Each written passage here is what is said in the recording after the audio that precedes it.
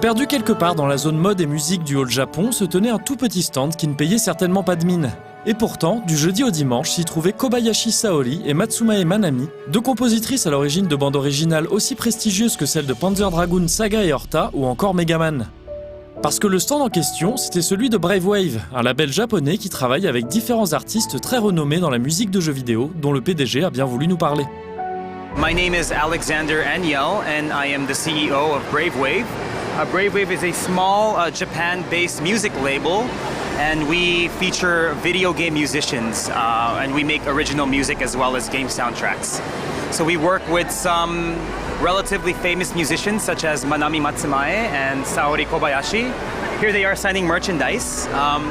They've done games like Mega Man and Mighty No. 9, Shovel Knight, Panzer Dragoon Knights. So they've done a lot of old Japanese games back in the day and they're always looking for new games to do, original music as well. Brave Wave collabore donc avec des artistes au long CV, auxquels le label permet de tenter de nouvelles choses dans un cadre un peu plus libre que celui du jeu vidéo. We want our composers who've made video game music in the past to make their own original music. Maybe there are genres that they've wanted to try doing, but they haven't had the opportunity to. So, yeah, we want them to be very creative, while maybe adhering to their video game-based roots at the same time, as much as possible. So Saori Kobayashi, she's making a new solo album that we announced today called Terra Magica. And this album will be basically a big Panzer Dragoon-inspired album.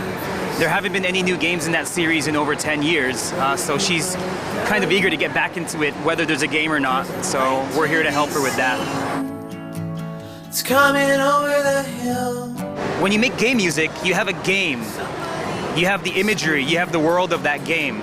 And to a degree, you have to match the world of that game. Otherwise, it won't make any sense and it'll feel out of place. So video game composers often feel pressure. They feel pressure to match the world of that game. And it's very specific and it's another director who made the game, in most cases. For a lot of our original music, we don't have a game to go with it, necessarily. So they can be more creative or they can have their own world. So going to Saori Kobayashi again, her solo album, she's emphasizing the point that she's making the world for this album. She's not adhering to anybody else's game.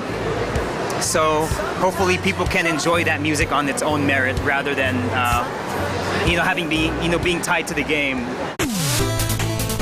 Et quand Brave Wave touche directement aux jeux vidéo, c'est pour sortir par exemple la bande originale de Shovel Knight, un de ces jeux indés kickstartés comme ces dernières années en ont connu des tas. Un climat propice évidemment à la mise en valeur de compositeurs renommés. For example, for the game Shovel Knight, which was quite big, and I'm sure many people know about it, we were the ones who brought Manami Matsumae into that project. And that was a kickstarted project, and it's a very Mega Man-inspired 2D 8-bit game. When she announced her participation in the game for part of the soundtrack, the funding for that game jumped up to a very considerable level. And we found that in any Kickstarter or any indie project that we've been involved with, the participation of our artists does lend a very notable boost to the game from both a PR standpoint and I think from an audio quality standpoint. We work with some of the most professional, some of the most experienced people in this industry.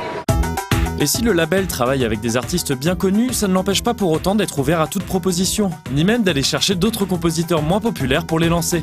We do have an origin in video game music, so someone who's worked in video games in the past and who's looking to do more creative work or is looking for more overseas projects in the case of Japanese developers. That's our biggest target market at the moment. For example, we work with Yoko Shimomura. She's been to Japan Expo in previous years with Square Enix. She's with us now doing original stuff. We basically look for anyone who we think is talented. We're not so picky. We do whatever we can to help promote them, but we also work with new artists as well.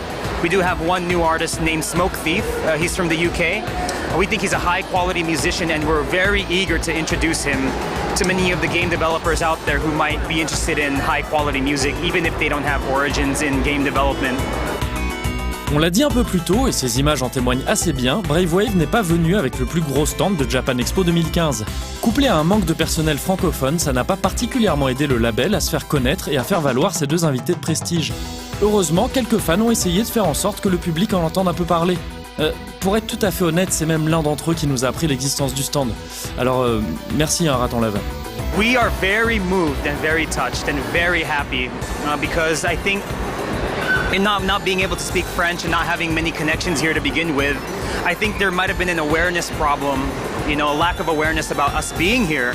But as soon as, these very nice people came and they started out of the kindness of their hearts, take their own time to tell their friends that we're here, kind of promote the brand for us, it's great. It's absolutely fantastic. Bonne ambiance d'entraide donc, qui pourrait motiver Brave Wave à revenir faire un tour du côté de Japan Expo. Hopefully, we've gotten a very positive impression. It's our first time, so there were some hurdles, but we're very, very, I would say we're very positive. We're very forward thinking about the whole thing. So hopefully we can come back in the future. En attendant ce probable retour, tout le catalogue Brave Wave est disponible à l'écoute et à la vente, physique ou numérique, sur Internet. On encourage donc les mélomanes à faire un tour sur le site du label, qui prépare actuellement un remaster complet de la bande originale de Street Fighter 2, sous la supervision de Madame Shimomura Yoko herself.